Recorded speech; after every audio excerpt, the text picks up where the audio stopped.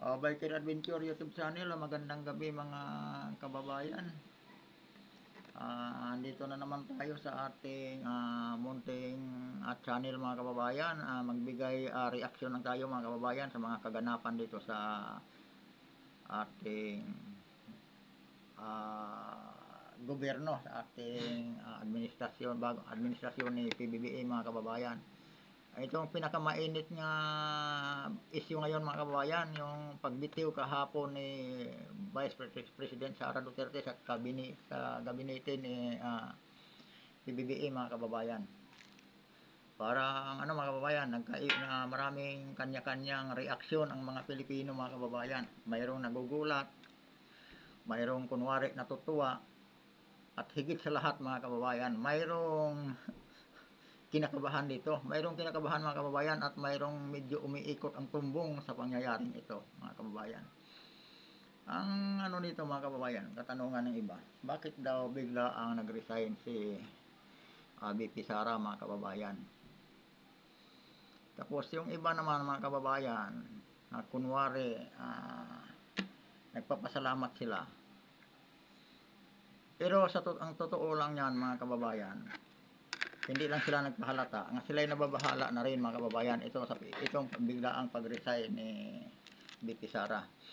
Nagka-iba-iba ang mga opinion mga kababayan sa mga Pilipino, lalong-lalo na yung mga vlogger, nagkanya-kanyang opinion. At mayroon din ang natin mga kababayan, mayroon din tayong opinion patungkol dito. Di ba yung mga dilawan mga kababayan, yung mga kakampi ng administrasyon nating si PBBM, no?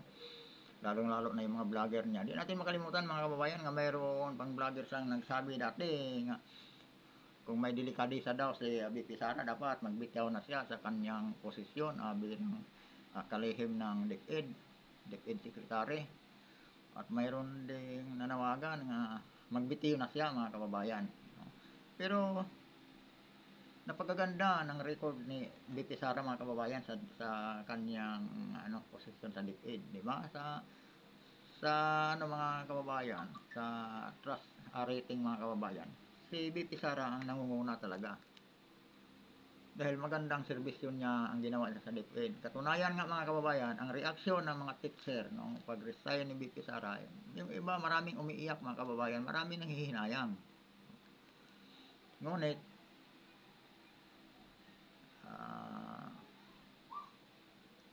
mahirap kasi din magsabi mga kababayan habang hindi pa nangyayari itong Pero mga kababayan, mayroon talaga ditong kinakabahan sa pangyayaring ito. Pero bago yan nangyayari mga kababayan, balikan natin muna yung Maisog Rally sa Pampanga, di ba? Pinasaringan ni Sebastian Basti Duterte mga kababayan, si Senador Bongo, no? Ngayon naman ang ginagawang issue ng mga vloggers ni PBBM nga ang sabi nila di na daw solid ang mga Duterte supporters, no? Nagkawatak-watak na, kumbaga na mga kababayan. Ibig sabihin humihina na ang suporta ng mga Duterte. Pero niloloko lang nila sarili nila mga kababayan. Diyan mo makikita mga kababayan sa sinasabi ni Basti Duterte mga kababayan. Diyan mo makikita nga ang mga Duterte mga kababayan walang kinikilingan. Makaibigan man, makapartido, o ano pa mang ugnayan nila mga kababayan, pagka mali talaga. Kung may masilip talaga sila mga kababayan, mali ay mali. Di ba? Si Senador Bongo mga kababayan, no? Malapit nga kaibigan ni former President Duterte, di ba? Talagang andyan sila lagi nakasuporta kay President Duterte mga kababayan nung si Duterte pa ang presidente. At saka marami din siyang natulungan mga kababayan sa kanyang malasakit program mga kababayan, sa Malasakit Center, di ba? Maraming mahihirap talaga na natutulungan si Senador Bongo. Pero mga kababayan, noong mga kababayan, bigla siyang pinasaringan ni Sebastian Basti Duterte mga kababayan, ni Mayor Duterte sa Davao City. Dahil ho mga kababayan,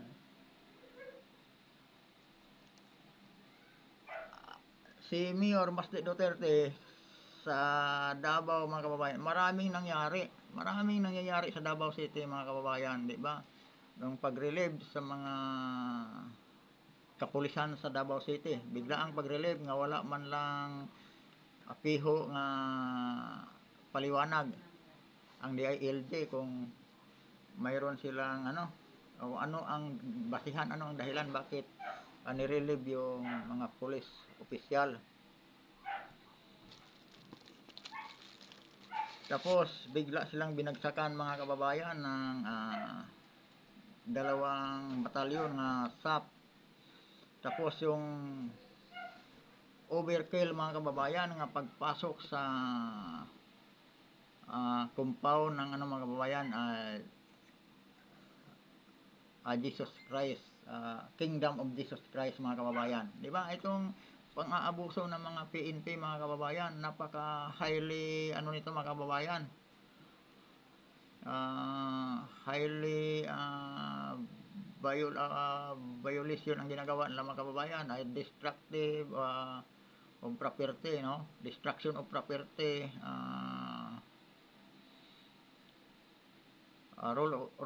pati yung rules of engagement mga kababayan, nalabag nila dito sa kanilang pag-serve ng warrant of arrest kay Pastor Apollo Kibuloy, na maraming natrumang mga kabataan mga kababayan, maraming nasaktan mga kababayan, at naninira sila ng property, destruction of property itong mga kababayan.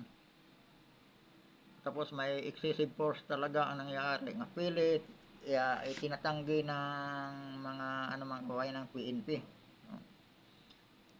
Kaya lang yung video mga kababayan ay nagpapatunay nga yung talaga ginagawa nila mga kababayan, kasi nakuha ng video mga kababayan. Pero mga kababayan, sa nangyaring yon, dito mo mga kababayan makilatis ang mga politiko, mga senador, congressman, nagpabaya mga kababayan sa kanilang tungkulin. Bakit ni isa sa kanila mga kababayan walang nagre-react? Si Bato de la Rosa, si Bungo, mga taga Davao ito mga kababayan, nakakabingi ka lang katahimikan. Wala silang dito mga kababayan, kahit ik mga kababayan, hindi sila nag-ik. Wala talaga silang kibo mga kababayan. Kumbaga dumistansya sila. Siguro nakaramdam sila ng takot sa administrasyon, ayon lang maipit sa banggaan ng Duterte at saka Marcos mga kababayan, idinistansya na sarili nila. Ibig sabihin mga kababayan, ang kanilang inalagaan ay hindi yung kapakanan ng mga Pilipino. Ang kanilang inalagaan mga kababayan, ay ilang pinaglalaban, hindi ang sambayan ng Pilipino, kung hindi ang kanilang posisyon, ang kanilang career mga kababayan, ayaw nilang maipit, lalong-lalo na mag-i-eleksyon na, midterm election mga kababayan, baka re-electionist ba to si diba? Yun ang sinasabi ni mga kababayan na Mayor Basti Duterte. Kung ikaw ay Pilipino, kung ikaw ay Davaoenyo, bakit hindi ka nagbigay ng komento, hindi ka nag-react, o kaya di kayo gumawa ng dyan sa Senado? Imbestigahan na itong pangyayari na to. Napaka highly violating sa to, ating saligang batas mga kababayan, ang ginagawa ng PNP, ang ginagawa ng DILG, no? Yung ginagawa ng ating PNP chief nga si Marbil mga kababayan. Siyempre may basbas ka din kay kay Commander in Chief. Hindi sila nagbigay ng mga kababayan. Mabuti pa si Senador Robin Padilla, medyo na yata ng investigasyon patungkol dito mga kababayan. Pero yung mga mga senador nga akala nila ay mga kakampi ng mga taga Davao o kaya mga kaalyado ni Duterte mga kababayan, ngayon dinistansya nila sarili nila mga kababayan. Siguro kasi hindi na active si PRRD mga kababayan. Pero ang sinasabi ni Senador Bongo mga kababayan, kalahati daw sa kanyang buhay ay nagsiservisyo siya kay PRRD mga kababayan. O, yun ang sinasabi niya. Pero yung ikinikilos niya mga kababayan, iba. Ang sinasabi ng bibig niya, iba yung sa damdamin niya mga kababayan. Kasi kung ang ginagawa ng mga PNP, anong administrasyon nga panggigipit sa mga taga Davao, lalong-lalo na dyan sa Kingdom of Jesus Christ mga kababayan, dapat nag-react ito. Nag-react itong mga senador na ito mga kababayan. Kaya lang mga kababayan, medyo umurong kanilang mga yagbuls ang tawag nila. Sa amin kasi yan, itlog eh. Medyo ing-ok-ok ilang itlog mga kababayan. Kumbaga, umurong yung bayag nila mga kababayan. No? Yeah. Siguro, ayaw nilang maipit. Dumistansya sila sa mga Duterte. Ayaw lang maipit. Iipitin sila ng administrasyon. Kasi po mga kababayan, ang sabi nga daw nila, ang malasakit center ho ay ginigipit na daw ang pondo mga kababayan. Binawasan daw ang pondo, kinokontrol ang pondo. Siyempre, iba na ang administrasyon, pamumuno mga kababayan. Kaya hindi na ganoon kaaktibo. Pero although, andyan pa naman yung malasakit center, tumutulong pa rin. Pero hindi na ganoon kaagresibo mga kababayan sa panahon ni PRRD. Kasi alam naman natin itong ginagawa ngayon mga kababayan, ginagawa ni Tambaloslos. Siya ang may control ngayon mga kababayan sa pag-ano ng budget, ang pundo mga kababayan. Yung pagbibigay ng pundo.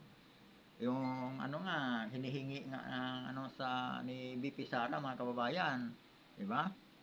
Kinontrol, hinara ngayon, hindi pinayagan ni Tambaloslos. Kaya medyo nagkaroon ng girian mga kababayan. Kaya yun ang ni Basti Duterte mga kababayan, pinasaringan niya. Pati si Bato de la Rosa mga kababayan, alanganin na rin tayo nitong Bato de la Rosa na ito mga kababayan. Nasa doon sa pangalang Pedialic.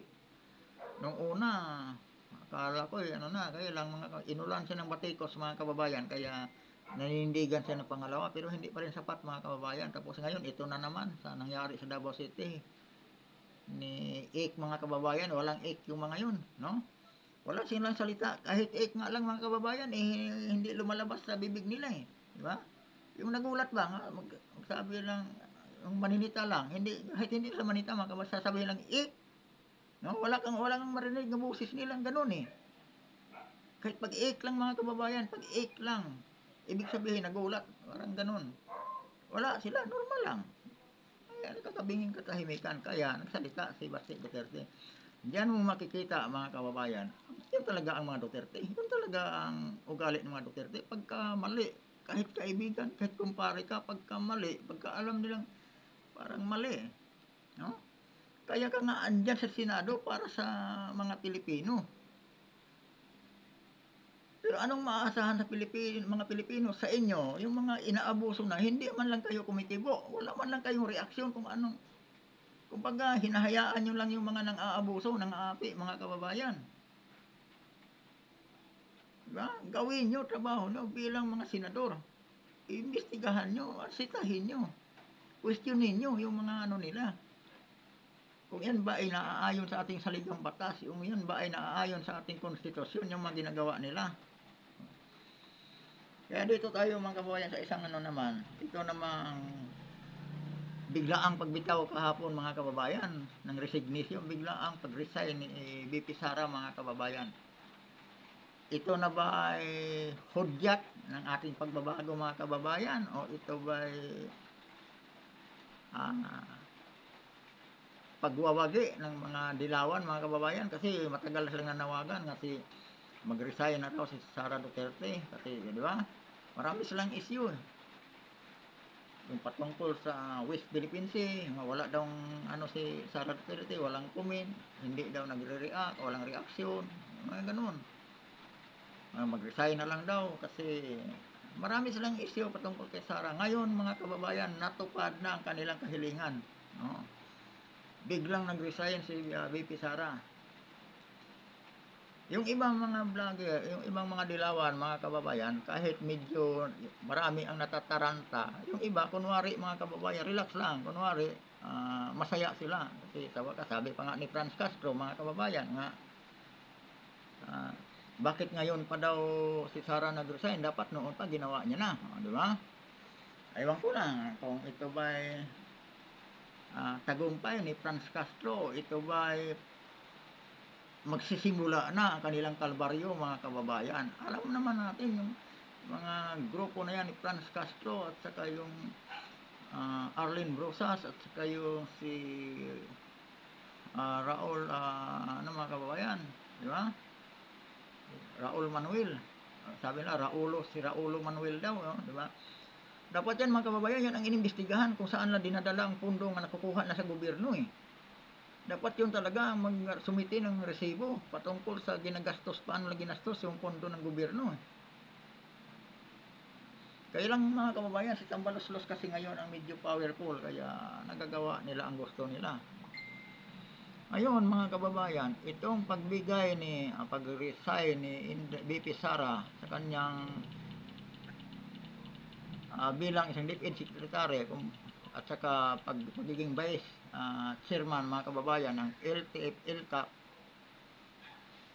ito ba mga kababayan ay dapat nang magbuni o magpakasaya ang ating administrasyon, ng ating mga adilawan, o ito ba ay hudyat na ng pagbabago sa inang bayan mga kababayan, no? Di natin nagkanya-kanyang opinion mga kababayan ng mga tao, yung iba, pero sa totoo lang mga kababayan, taga Malacanang hindi na alam kung anong gagawin dito mga kababayan. Tandaan nyo mga kababayan nga ang mga grupo ni Captain Dado, matagal nang sinabi ni Captain Dado mga kababayan kay BP Sara nga magsalita ka. Kung okay ba itong ginagawa ni PBBM, kung okay ba o kung hindi, gusto lang namin malaman, manindigan ka. O, di ba? Nainis na nga yung iba mga kababayan kasi si BP Sara nakatali sa gabinete ni PBBM. Siyempre hindi siya makagalaw ng husto hanggat nakatali siya sa gabinete ni PBBM mga kababayan. Andoon pa rin yung unit team, nakipag-unite pa rin siya. Pero noong mga kababayan,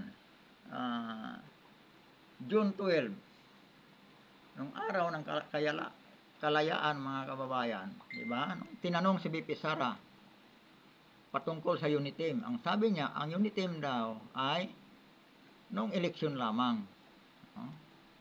Tapos mayroon siyang sinasabi, unit team, no more. No more mga kababayan, no? Kasi komplikado na. Si BBM naman nung una sinasabi, it's complicated daw. Yung unit team, sabi niya, it's complicated. Tapos talagang inaatake si BP Sara mga kababayan, mga kaalyado ni PBBM. Ito ngayon mga kababayan, pinagbigyan sila, no? At ito rin ngayon mga kababayan, hindi ko alam kung kami ay magsaya kasi mayroon na kaming leader sa oposisyon mga kababayan, no? Mayroon na kaming leader nga tumatayo sa oposisyon mga kababayan. O magbunyi ba ngayon ng administrasyon, lalong-lalo na yung mga makakaliwang grupo? Ito ba sila'y wagi? Ito ba ang pag-resign ni BP Sara o nagwagi na sila? O kaya ito ba'y unti-unti ng katapusan ng kanilang kaligayahan mga kababayan? Yan ang ating abangan, no? Yan ang abangan natin mga kababayan, ang susunod na kabanata kung ano ang mangyayari. Diba mga kababayan, palapit na ang SONA ni PBBM, no? Parang gusto kong sabihin, ito ba may mangyari pang SONA mga kababayan? O ito ba ano lang, opinion ko lang yon mga kababayan ha, walang sapat na ano yun. Ito lang ang pananaw ko mga kababayan. Kaya tanong ko, ito ba'y dapat magbunyi ang mga dilawan, ang kampo ni PBBM? Ha? O ito ba ikakatuwa namin mga kababayan kasi nagkaroon na kami talaga ng leader, strong leader mga kababayan sa oposisyon nga manindigan na, ha? Diba mga kababayan, ito ba'y hudyat na sa pagbabago ng inang bayan? Ito ba'y hudyat na sa pagbabago ng mga Pilipino? Ha? Ito ba'y simula na mga kababayan ang matagal nang hinihintay ng mga Pilipino nga magdesisyon si BP Sara, kasi kami mga kababayan, ang mga Pilipino nahihirapan sa administrasyon ni PBBM ay nasa likuran lamang ng isang leader, manindigang isang leader, isang tunay na leader tungo sa pagbabago mga kababayan. Marami sa ating mga kababayan ang halos hindi na makakain dahil sa mahal ng bilihin. Ngunit wala tayong maasahang pangulo upang lutasin ang problema, pangunahing problema mga kababayan sa mga Pilipino. Ang kanila lang ginagawa, busy sila doon sa kanilang political agenda. Mayroon na silang gawing panglilinlang sa mga mahihirap mga Pilipino. Kunwari, magbigay sila ng ayuda mga kababayan na pang 2 araw lang. Kahit yung mga ayuda mga kababayan, pinipiki pa nila. Papipirmahin nilang tao sa ayuda 5,000. Kukunin ng barangay yung 4,000. 1,000 na lang matitira sa'yo. Di ba mga kababayan? Anong masasabi nyo dito? Ngayon mga kababayan, na nagsalita na si BP Sara mga kababayan, abangan natin ang susunod nga kabanata mga kababayan kung ano ang magiging direksyon dito sa ating inang bayan.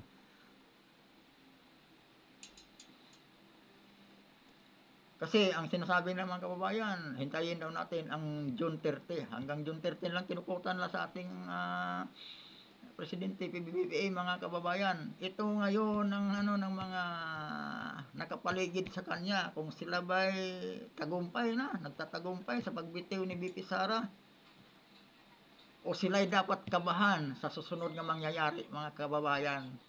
Ha? Ulitin ko mga kababayan, dapat i-serve na nila yung suspension order ni Basti Duterte. Habang ngayon si Sara Duterte nakawala na sa kabinete ni PBBM, nakawala na sa mga kababayan ng aming presidente BP Sara sa ni PBBM, no? Ito ngayon dapat kasi i-serve na nila agad yung ni Basti Duterte. Suspension order. Dito magkaalaman mga kababayan. Ngayon may leader na kami. Noong una kasi mangangapa pa kami, kahit andyan yung Maisog Rally mga kababayan, ngunit walang tumatayo nga leader. No? Kaya nanawagan talaga, lalo na si, yung dati sinasabi nga ni Captain Dado, Vice President, magsasalita ka kung okay ba ang presidente. Kung hindi okay, magsasalita ka. Kung okay, magsasalita ka, parang magkaalaman. May ibig sabihin yun mga kababayan. Ito ngayong pagbitaw ni BP Sara mga kababayan sa kabinete ni PBBM. Tatayo na siya ngayon mga kababayan. Di ba? Maninindigan na siya ngayon. At dito rin lumakas ang aming loob mga kababayan nga mayroon na kaming leader nga mayroon na kaming leader nga tatayo. Kaya sabi ko mga kababayan, opinion kanya-kanyang opinion. Nagkaiba-iba ba ang mga Pilipino mga kababayan? Nagkaiba-iba ang opinion. Mapa-abogado man, mapa-vlogger, o mapa-ordinaryong Pilipino, iba-iba ang mga kababayan. Kasi parang hindi pa alam. Kaya lang, iisa mga kababayan, iisa ang iniisip mga kababayan. Ulitin ko itong tanong ko, ito ba'y magbubunyi na ang mga galamay ng administrasyon? O si First Lady, ito ba siya'y dapat na bang magsaya? Kasi wala na si BP Sara sa kanilang ayaw niya kay BP Sara. O ito ba'y katapusan na sa kanilang mundo? Ano lang yung mga kababayan na opinion? Tanong, kaya nga ako tinatanong ko ngayon. Sa isip niyo mga kababayan, di ba? Dapat na ba silang pakasaya? O dapat ba silang kakabahan? Ganun lang naman mga kababayan. Ito'y magandang laban. Ha? Magsaya na kayo kung dapat kayo magsaya. Kung sa tingin nyo, nagwagi na kayo, okay, cool. Magpakasaya kayo. Pero tandaan nyo, abangan natin ang susunod nga kabanata, ang susunod nga mangyayari. Sana nga mga kababayan, i-serve na nila yung suspension order kay Basti Duterte, Mayor Basti Duterte. Parang magkaalaman talaga mga kababayan. Diyan natin masusubukan ang tapang ni Abalos at saka ni Tambaloslos mga kababayan. Magandang to mga kababayan. Kaya maraming nagulat at nalungkot at mayroon ding ibang kunwari masaya sa pagbitaw ni VP Sara sa kanyang posisyon sa DepEd Secretary. Malungkot kadalasan mga kababayan ang mga teacher, no? Mayroon man kunwari nga yung mga dilawan nagbibintang kung ano-ano naghihirap daw, nagtitiis daw mga teacher, pamumuno ni Sara Duterte. Kaululan lang nila yung mga kababayan. Niluluko lang nila sarili nila. Ulitin ko, dapat na bang magsaya si Franz Castro mga kababayan? O dapat na siyang kabahan? Dapat talaga pag nagpalit na ng administrasyon mga kababayan, imbestigahan yung mga na yan. Diba? Imbestigahan yung 800 billion kung nasaan napunta yan mga kababayan. Matinding paghihirap ang dinaranas ngayon ng bansa. Pero yung paglustay nila mga kababayan sa pira ng bayan, ngayon hinahanap ng mga Pilipino kung saan, paano nila ginamit mga kababayan, paano nila ginastos yan, saan nila ginastos yan. Yan ngayon ang tinatanong ng mga taong bayan na dapat sagutin nila na maayos. No?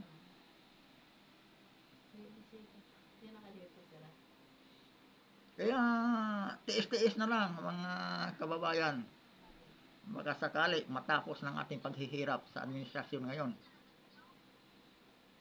Baka sakali lang mga kababayan hindi ako nanigurado at saka wala akong alam kung ano mangyayari sa sunod. Ito ay aking opinion lamang.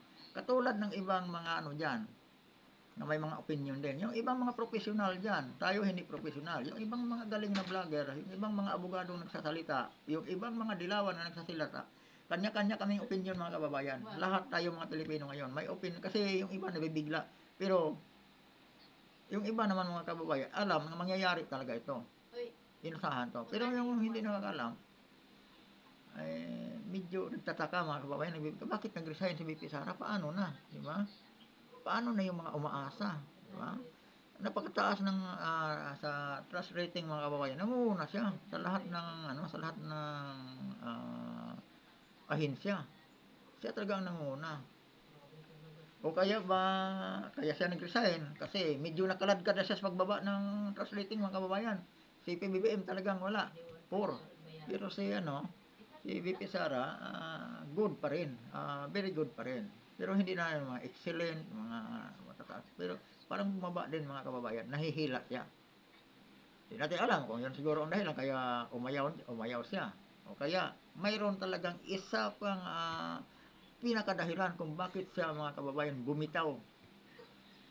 Pero maganda kasi yun kasi nakawala na siya sa puder ni PBBM mga kababayan. Manindigan na siya bilang isang pangalawang pinakamataas na opisyal sa Pilipinas.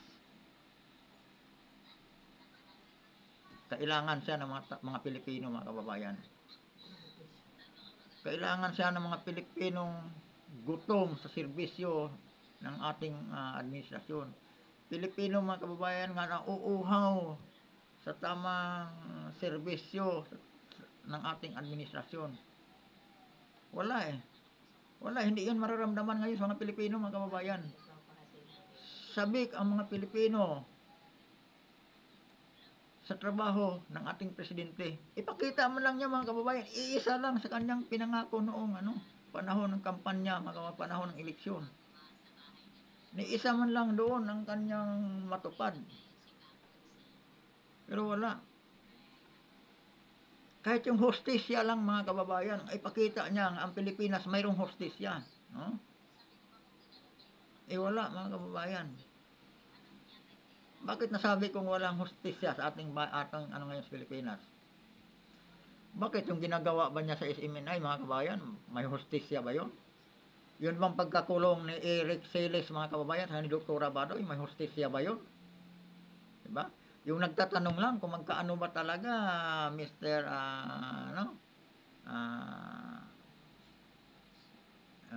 Speaker ang travel allowance mo. Diba?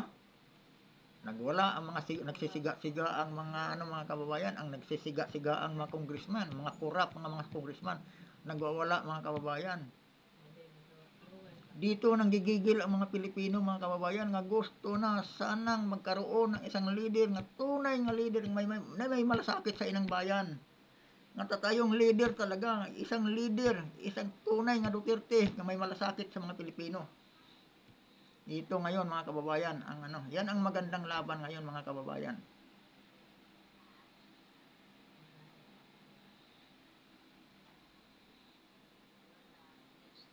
Sa tingin niyo mga kababayan, sino ang dapat magbunyi dito sa pagbibitaw ni Inday Sara Duterte? Si Franz Castro o ako? Mga kababayan, diba? Dapat bang magsaya si Franz Castro? O ako ba dapat magsaya? May leader na kami, tatayong leader.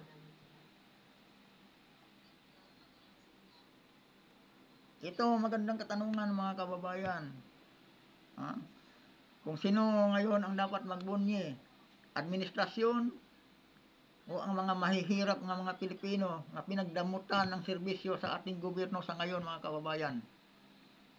Ang mga mahihirap ng mga mamamayan mga kababayan nga gutom sa serbisyo sa ating gobyerno. Ngayon sa pagbibitiw ni BP Sara mga kababayan, may pag-asa na ba kaming mga maliliit na mga mamamayang Pilipino nga magkaroon na kami ng leader nga tatayo para manindigan para sa mga mahihirap nating mga kababayan? O magsaya na sila si Franz Castro at sa kanyang mga kasamahan dyan sa administrasyon mga kababayan? Nawagi na sila kasi wala na ang balakid sa kanang gusto nilang paalisin sa DepEd si Sara Duterte mga kababayan. At saka itong pagbitaw ni VP Sara mga kababayan sa LTF-LCAP na siyang pumipilay sa mga NPA mga kababayan. Dati malaman kung successful na sila o talagang tuluyan na bang susuko si VP Sara. Pero ang mga Duterte mga kababayan, ulitin ko sa inyo, hindi basta-basta susuko yan. Basta para sa mga Pilipino mga kababayan, lalaban at lalaban yung mga Duterte na yon. Kaya ganun sila kamahal ng mga Pilipino mga kababayan. Duterte ang isinisigaw ng taong bayan para sa pagbabago, para sa serbisyo mga kababayan. Duterte, sa Duterte nakikita ng mga Pilipino. Kahit ito ngayon si Basti Duterte mga kababayan. Si Basti Duterte ang pinakamura sa mga ngayon sa politiko sa mga Duterte mga kababayan nga napunta sa politiko. Si Basti Duterte ang pinakamura. Pero makikitaan nyo mga kababayan ang pagiging leadership kung anong mayroon si Basti Duterte mga kababayan. Yan ang hinahanap ng mga Pilipino. Katulad niyang manindigan. Sinita nga niya si Bongo mga kababayan kasi hindi naninindigan. Kumpare niya, sinuportahan ng eleksyon. Kabadi-badi ng tatay niya. Pero hindi niya sinasanto mga kung ibang politiko yon mga kababayan, pagkakaibigan, kumpare o ano diyan, hindi makikibo yun. Kukonsintihin nyo. Pero si Basti Duterte mga kababayan, sasagasaan kung sino sasagasaan pagka mali yung ginagawa. Diba? Ganun katindi mga Duterte mga kababayan. Walang kaibig-kaibigan. Pagka mali ka. Kailangan magserbisyo ka. Ipakita mong tunay nga magserbisyo sa mga Pilipino ang iyong hangarin. Tunay magserbisyo ka para sa mga Pilipino. Ganyan ang mga Duterte mga kaibigan. Oo, marami kang nagawa, marami kang natulungan. Pero ipakita mo talaga nga ang puso mo tunay talagang tutulong sa mga Pilipino. Ipakita mo nung nangyari sa Kingdom of Jesus Christ mga kababayan. Manindigan kayo kung saan kayo papanig sa administrasyon, mapang-abusong administrasyon o sa mga Duterte na tumatayo para sa mga mahihirap nating mga kababayan. Ganun lang naman yun eh. Tumayo kayo kung saan kayo, hindi naman kayo mapipilit. Wag lang kayong mga kababayan. Wag lang kayong magmaskara. Magpakilala kayo. Tumayo kayo.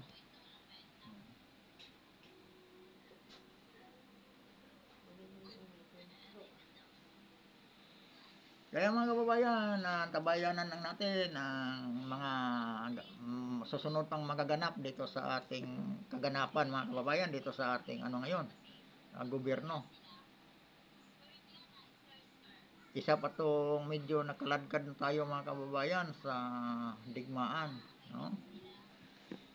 Ito pa mga kababayan, no, medyo pipitik lang tayo ng kaunti, magbigay lang tayo ng kaunting komento mga kababayan, patungkol doon sa nagiging encounter daw doon sa West Philippine Sea, nga mayroon tayong isang sundalo nga naputulan ng daliri.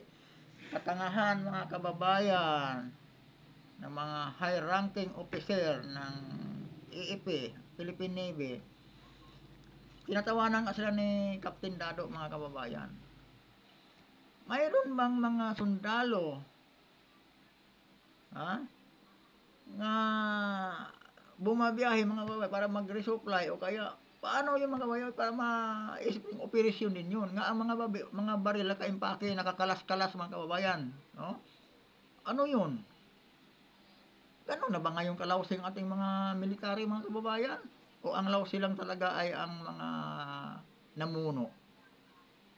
Kasi ang mga ordinaryo sundalo, kung ano yung instruction mga kababayan, walang magawa yan kahit labag sa kagustuhan nila, labag sa kaisipan nila, labag sa puso nila mga kababayan. Wala silang magagawa kundi obey.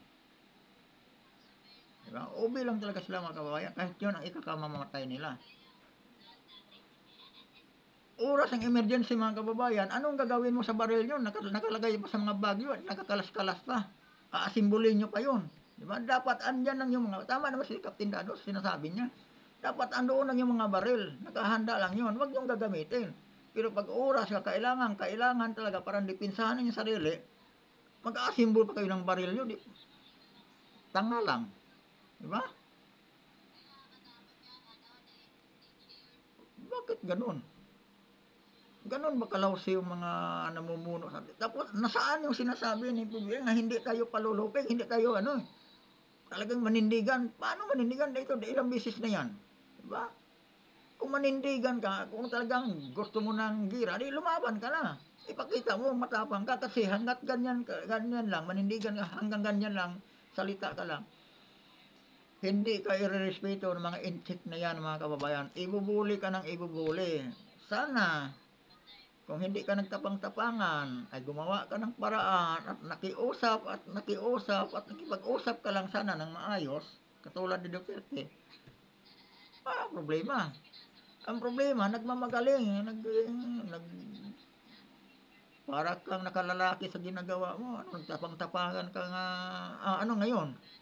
Tingnan mo nga, ikaw ang Commander-in-Chief, Mr. President, pero yung mga sundalo, pinapaslusob mo diyan sa West Philippine Sea, yung mga baril nila, nakalagay sa mga bag nila, nakabalot yung mga baril, nakakalas-kalas pa. Anong klase yan? Anong klase pag-iisip mayroon tayo? Di ba pinagtatawanan? Di ba nakuhaan pa ng mga inchik ng baril ang ating mga sundalo? Napakalawsi naman. Di ba ang ano dyan? Huwag ibigay ang baril, patay kung patay. Ang baril ay asawa ng sundalo. Bago makuha ang baril, ipatay mo na ang may-ari ng baril. Patayin mo na ang may-ari ng baril bago ma-surrender yung baril. Pero ang nangyari, nakuha yung mga baril. Di ba? Yan ay yung mga bayaran vlogger ni PBBM, anong masasabi nyo dito? O, di ba? Nagtatapang-tapangan ang ating Commander-in-Chief. Andyan yung, sabi nga ni Captain Dado, ang ibang mga lahi, nagsasalita na, kinukundina na ang China sa ginagawa nila, sa nangyari. Enkwentro doon sa, sabi nila, enkwentro daw sa West Philippine Sea, may naputulan na ng daliri ng sundalo. Pero walang report, walang yung ating mga media, wala namang vlogger doon sa West Philippine Sea mga kababayan. Diba? Ang ating sandatahan lakas mga kababayan, wala. Ipinapakita talaga ang kahinaan mga kababayan. Tapos ang ating Pangulo ay nagkatapang-tapangan. Diba? Ang ating, nasaan si Nako.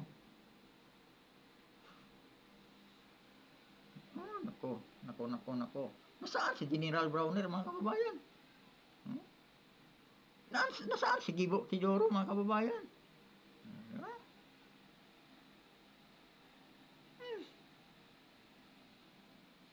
Dapat, pagka ganyan, mga Navy na ang nagdala sa magre-resupply, di anong nangyari? Mga Navy na mag-resupply, wala nangyayari, naagaw pa ang baril. Hindi pa naihatid yung supply doon sa BRP Sierra Madre. Baka sa susunod. Kasi ang sabihin naman ito, mahihinang nilalang itong mga Pilipinong ito. Aakyatin na yung BRP Sierra Madre. Pag yun ang inakyat at panglaban yung mga Marines nga sa BRP Sierra Madre, yun, gira na, mga kababayan. Gira na yan. Ha? Yung mga Marines, mga kababayan, siguro naman matino talaga pag-iisip niyan. Hindi talaga yan pahuhuling buhay eh. Pag yun talaga pinipilit ng mga insikan, sigurado talaga makabakbakan yan, mga kababayan. Mga barako yung nandyan nakasayan, mga kababayan. Pag yung ating mga sundalong papuntahin doon, dapat mga kababayan, mga bading na lang pasakay sa barko. No? Hindi namang sundalo para... Kasi sundalo nga ilalagay mo, nagkukunwaring barako. Ang baril naman, nakabalot, nakakalas-kalas pa. Yung inakyat sa mga insik. Ano masasabi nyo dito? Nga. No? Nakakahiya para sa ating mga Philippine Navy, mga kababayan. Nasaan yung ating Commander-in-Chief? Nga. Lalo na ngayon. Natutulala na ngayon yung pagbibitaw ni BP Sara, mga kababayan. Diba? Huwag nilang sabihin masaya sila ngayon, mga kababayan, sa pagbibitaw ni BP Sara sa DepEd. No? Kumalas na si BP Sara, mga kababayan, sa pagiging kabinete ng ating presidente. Pwede na siyang tumayo, mga kababayan. Pwede na siyang manindigan. Talagang totally yung unity, mga kababayan, totally talagang break na, diba? Nawala na yung tali ng unity kasi natatalian yon ng ating Vice President dahil nasa ilalim siya ng administrasyon ni kasi isa siya sa kabinete ng ating presidente. Professional yung atong Vice President, mga kababayan. Hindi naman yun limitado ang kanyang mga mabibitiwang salita pag nandoon siya sa kabinete, sa ilalim ng kabinete ni Presidente BBM. Pumipitik man siya ng salita, pero limitado, mga kabayan, napaka-limited. Hindi katulad ngayon, na siya, manindigan na siya. At ang mga oposisyon ngayon sa ating administrasyon nga walang kwenta, mga kababayan, nagkaroon na lalo ng lakas ng loob kasi mayroon ng leader nga tatayo, mayroon ng tatayong leader dahil andyan na si BP Sara, mga kababayan. Kaya ulitin ko, ito ba dapat na magbunye yung mga nag-administrasyon. Tambalos-los, mga kababayan, ngumingiti yan pero sigurado baka tingnan yung labi niyan, baka namumutla na yan. Yung 800 billion, mga kababayan, unprogrammed fund, mga kababayan, pag nagpalit ng administrasyon, itanim nyo, kukutin nyo, mga kababayan, hahalong katin namin yan. No? Araw-arawin namin yan, hahanapin namin yan. Aaraw-arawin namin yan, mga kababayan. Pira ng mga Pilipino yan. Hindi nyo pira yan. Ngayon pa lang, maghanda na kayong mga resibo niyan kung saan nyo ginagamit yung pira na yan. Pira yan ng mga Pilipino. At maraming salamat sa paunlak nyo, mga kababayan, dito sa kaunting reaction ko dito sa pangyayari ng ating ngayon, mga kababayan, kaguluhan ng ating gobyerno. At sana, mga kababayan, ingat lang kayo at sana lagi kayo nasa ligtas na kalagayan at magandang kalusugan. Magandang gabi sa inyong lahat, mga kababayan, at ulitin ko, wag lang tayong magpakawala ng pag-asa, lalo na ngayon nga mayroon na tayong leader, mayroon na tayong tatayong leader, no? Sa ating pinaglalaban. Sana manindigan, magtrabaho yung mga nakaupo sa ating gobyerno, mga kababayan. Yan lang naman ang hinihingi natin. Wala naman tayong hinihinging paalisin ng ating presidente, mga kababayan. Pero kung magmatigas talaga siya, mga kababayan, at wala talaga siyang gagawin para sa ating mga mahirap, nagugutom ng mga Pilipino, bakit kailangan niya pa diyang manatili dyan? Kung hindi niya kayang gawin ang kanyang trabaho, kanyang responsibilidad sa bayan. Diba? Kung talagang hindi siya magbago, mga kababayan, Dahil tayong mga 31 million ang naglagay, pero hindi 31 million mga kababayan, 24 million lang. Sabi ni Atty. Glenn Chong, no? Tayong 24 million na naglagay sa kanya dyan, tayo rin ang magpaalis sa kanya dyan mga kababayan kasi wala. Nag-lapse siya sa kanyang tungkulin mga kababayan. Hindi niya nagawa kanyang trabaho eh.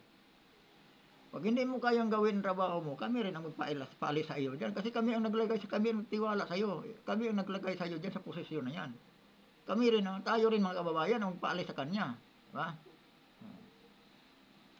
Tayong 31 million nga bumuto kay BP Sara mga kababayan, tayo din ang maglagay ni BP Sara. Ipalit natin sa sumablay nating Pangulo mga kababayan. Kasi yun naman dapat, pagka sumablay yung Pangulo, kaya nga may Vice President siyang maging successor. Pero sana kung marinig to natin Presidente mga kababayan, sana magbago siya at sana kung ano yung hinanaing ng mga Pilipino, sana gagawin niya. Diba? Di na siya magtanong, bakit ano bang pagkukulang ko? Yung 20 pesos sa pinangako mong kilo ng bigas, Mr. President, ayusin mo yan.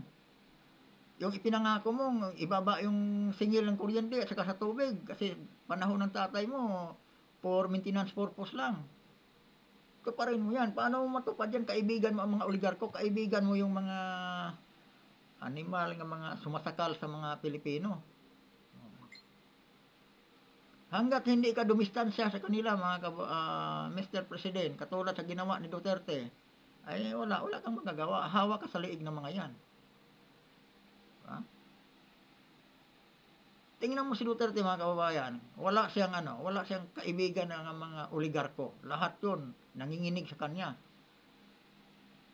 Sino bang nakasingil sa Philippine Airlines na hindi nagbabayad sa gobyerno?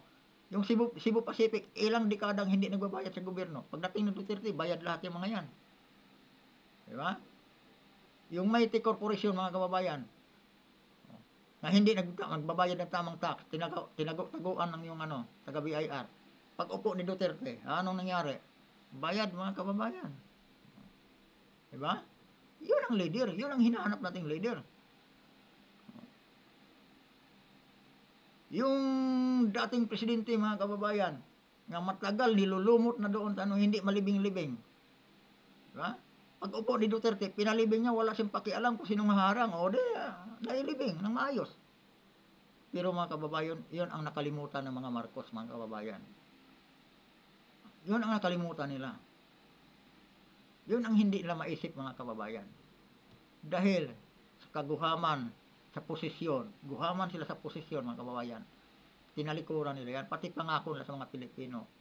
Pero wala silang magagawa mga kababayan kung sila ay silingilin din ng mga taong bayan. Kasi taong bayan ang naglagay sa kanila sa pwesto. Taong bayan din ang magpababa sa kanila sa pwesto.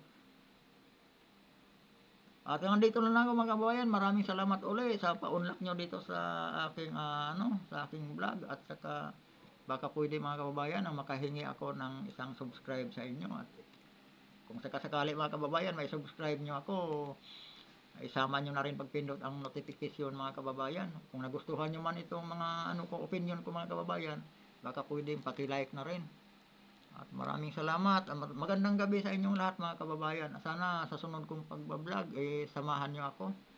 No? Magbibigay lang tayo ng mga kababayan ng ating mga opinion patungkol dito sa mga nangyayaring kaguluhan. Dito sa maruming laro ng ating politika mga kababayan. Dito sa ating administrasyon ngayon. Sa maruming diskarte ng ating administrasyon mga kababayan. At magandang gabi sa inyong lahat mga kababayan. Mabuhay kayo.